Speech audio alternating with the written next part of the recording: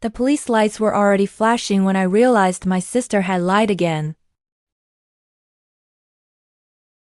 She was crying so hard I could barely understand her words. She begged me to come over immediately, saying her life was falling apart and she needed me more than ever. Despite our rocky relationship, I dropped everything and rushed to her house because that's what sisters are supposed to do. Right? When I arrived, she threw her arms around me and sobbed into my shoulder. She told me she was drowning in debt, that her ex was threatening her, and that she was terrified of being alone. She looked me straight in the eyes and said, "Please, Danielle, just help me. I don't care how. I trust you." Those words stuck with me. I trusted her too, against my better judgment. She begged me to take control of her situation for just one night. She said she was exhausted and scared and needed someone strong to handle things for her. She even handed me her house keys, her phone, and her wallet, insisting I take charge. I asked her again and again if she was sure. She nodded and said, "Do exactly what I'm asking. I'll finally feel safe." So I did. I used the cash she pointed to and paid a few of her urgent bills online. I answered a threatening call from her ex and firmly told him to stop contacting her.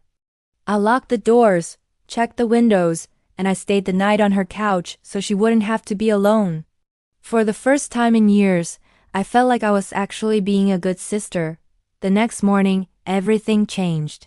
I woke up to loud banging on the door and red and blue lights flooding the living room. Police officers were outside, asking for me by name. My heart dropped into my stomach. I was confused, terrified, and still half asleep as they started asking why I was in the house and what I had done with my sister's money and phone. And then I saw her.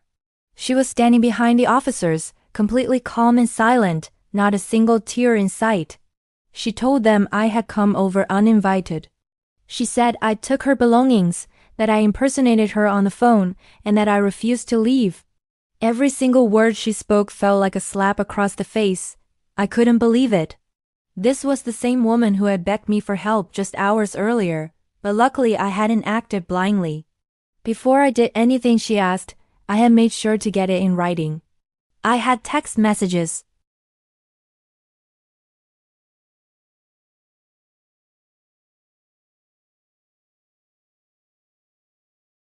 The officers listened quietly, their expressions shifting as they reviewed the evidence on my phone. They stepped aside to talk for a few tense minutes. When they came back, they told me I was free to go, no charges. No warnings. They just gave my sister a long, cold look. She didn't apologize. She didn't even try to explain. She just looked angry as if I had somehow failed her by not taking the fall. I walked out of that house shaking, but with a new sense of clarity. In that one moment, I understood something painful but incredibly important. Helping someone who refuses to take responsibility for their own life will only make you their next target. I haven't spoken to my sister since that day, and honestly, that night taught me a lesson that no apology ever could.